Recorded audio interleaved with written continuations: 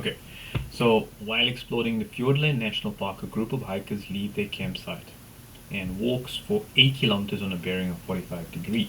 Okay, alright, so let's see if we can do this. So let's say the campsite is over here, which is C.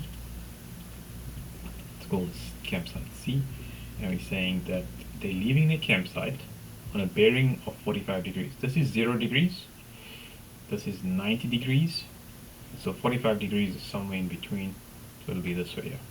Okay, and then they want to reach a lookout point over Milford Sound. They then change direction and walk 10 kilometers. Alright, so from here now, they change direction and they walk 10 kilometers on a bearing of 120 degrees. Okay, so they get to Milford Sound. Let's maybe call that M. And now they start again and they change direction on a bearing of 120. How do we get a bearing? We start from 0 degrees, we go clockwise to 90. If we go all the way down, it's 180. So 120 comes after 90, 100, 110, 120.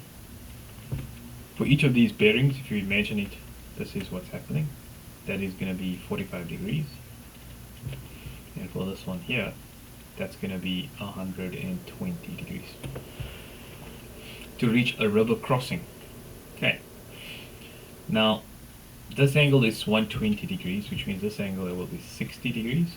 And if this is, and that's because of angles on a straight line, adding up to 180. 120 plus 60 is 180. And if this is 45 degrees, these two dotted lines are parallel. So this angle over here is going to be the same as this angle over here, which is 45 degrees. And the reason is alternate angles. Okay, so this angle here is basically 45, which means this whole angle here is not 90, it's actually 105 degrees, which I can then complete using a triangle if I connect the starting point to the ending point. And that takes me to the river, they say the river crossing, so let's call it R. That's my triangle. If I redraw the triangle again, without anything else, I got C and then R. Okay, C and R. C is here, that's 105 degrees. M is here and R is here. Looks like it's an isosceles, but it's not. Using a scale diagram or otherwise, calculate the distance from the campsite to the river crossing. Let's call that X. Campsite to the river crossing, which is this here, X. They also change direction and walk for 10 kilometers on a bearing of 120 to reach the river crossing. So remember, this was 10 kilometers here, which means that this angle here will be 10 kilometers here. And we know that the initial walk was 8 kilometers here, which means this will be 8 kilometers here. Now, the reason we would use not use sine rule here is because when we have the angle in between two known sides, we would use normally the cosine rule. If we're using the sine rule, that would mean that we need some pair of angle and side together before we can use the sine rule.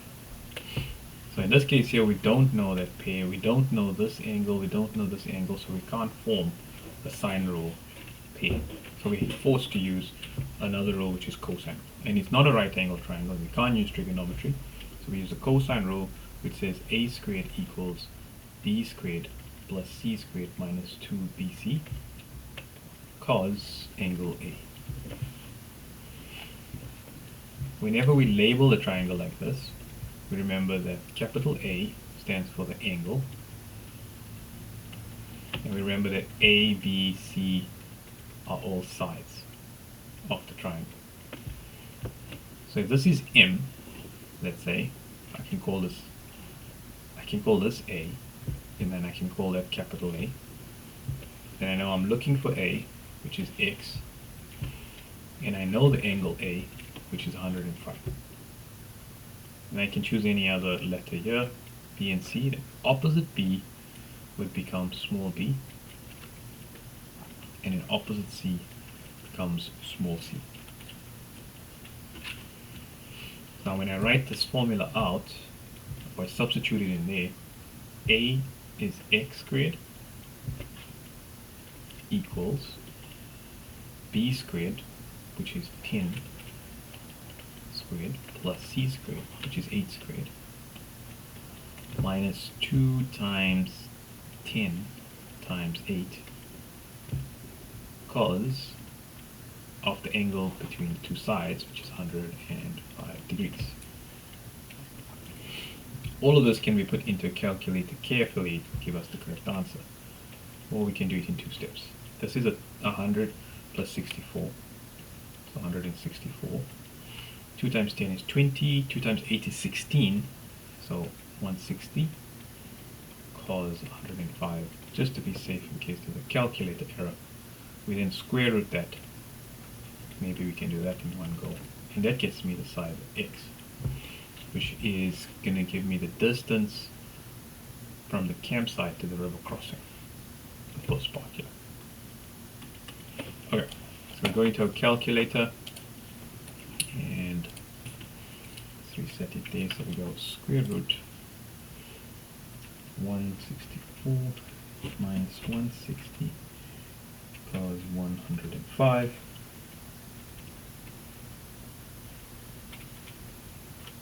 comes to 2.005, so 2.01 kilometers, approximately 2 kilometers.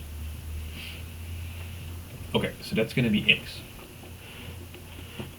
Does it make sense? Doesn't look right. Looks like it's too little. Let me have a look at this calculation again. Alright, putting it back on the calculator again, I'm getting 12.64 kilometers for that. Okay, so that's 105. That's 160 cos 105. So 164 minus 160 cos 105 cos 105 comes to that square rooted. Yeah, it looks right, I think. So let's double check. That's in degrees. Now what is cos 105? Cos 105 is negative 0.2588. Okay, times it by 8, times it by 10, times it by negative 2.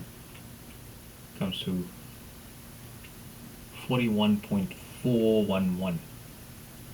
Alright, then minusing 164 equals 122.58, and then square rooting that answer, the final answer, double checking this a few times. I've got another answer now coming through, 11.07. If I can do this on a calculator sometimes, 11.07 over here. Double check this answer on a calculator, see if it's going to be 12.64 or 11.07. Okay. Alright, so that will get me this answer. Now find the bearing, it says, of the river crossing from the original campsite. Find the bearing of the river crossing from the original campsite. Alright, now we said campsite is going to be it's going to be C, right? So from the original campsite to the river crossing is what they want. So they want us to find this angle. We know that this degrees here is 45. This is not 90 because this is at an angle. We don't really know. 90 could be there, right? We want to remember we want to find this angle here, and we're going to use the sine rule. So we take 10 and this angle. This side we just figured it out to become 11.07. So sine of this angle over this side equals sine of this angle over this side would be sine of 105. This is now B divided by x, which we calculated to be 11.07. Hopefully that's correct. Shall we double check that answer one more time? Let's double check it one more time. Okay, I'm going to go 10 squared is 100, and 100 plus 64 is 164. That's correct. 2 times 10 is 20. 20 times 8 is 160. Now what is 160 cos 160 cos 105? 41.41. Okay. And then 164, 122. So that's all good. Yeah, so 11.07. Sine of that divided by 11.07 equals sine of the angle we want to find. Let's call it angle C. Sine angle C divided by the opposite side, which is 10. Okay, so mapping those two and mapping those two. Then we rearrange these equations. We can go 10 sine 105. Take this, cross multiply it, right? I'm going to cross multiply this to the top. 11.07 equals sine angle C. I can put all of this in a calculator again. Hopefully this doesn't take too long now. And this is going to be 10 sine 105 divided by 11.07 comes to 0.8725617. Then we want to inverse sine this answer. Comes to 60.76 degrees for angle C. So this will be 60.76 degrees, which means that the bearing, which remember starts from north, will include the 45. And so we plus 45 degrees on top of this. And so the final bearing for this will be 105.76 degrees. That would be the answer for B. The bearing of the river crossing from the original campsite. So we're going on this line. So this will be the bearing that we want to find. And we just needed to find that angle, add it to 45. Alright, the last part here says a rescue drone flies directly from the river crossing back to the campsite.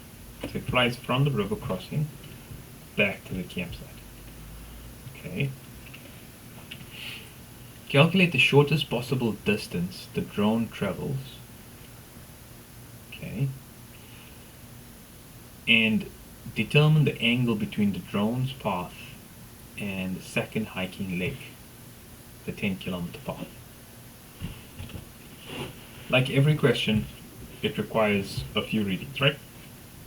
So a rescue drone flies directly from the river crossing back to the campsite. Take it sentence by sentence, right?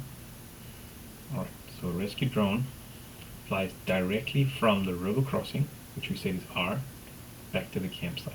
Okay, so that's the pathway that it's taking. Let's use a different color. Let's highlight this in, let's highlight that there, right? So that's the pathway that the drone is taking.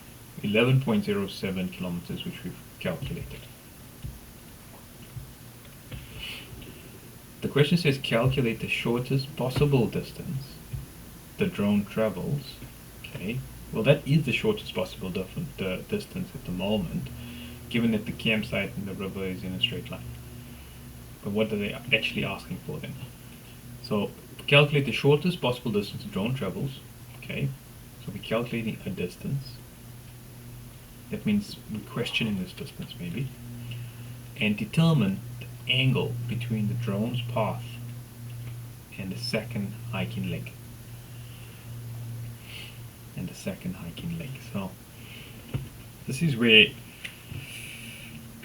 yeah, this one can be a little bit more on we have to redesign the whole question from the start and possibly change the 105 degrees to remove 75 degrees from it, in which case we have two possible ways of working this out.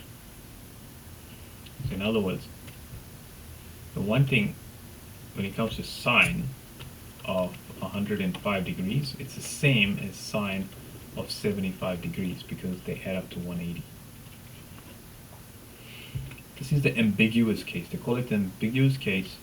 And the ambiguous case is when you actually have the angle at 75 degrees versus the angle at 105 degrees. If the angle is at 75 degrees, right, then we're saying that this can still be 8 kilometers, this can still be 10 kilometers, but this distance can be shorter. So this possibly would be the shortest distance. So all we have to do is change 105 into 75 and then use the cosine rule again and recalculate the shorter side. So we would apply this triangle rule over here. We got each of those there. Okay.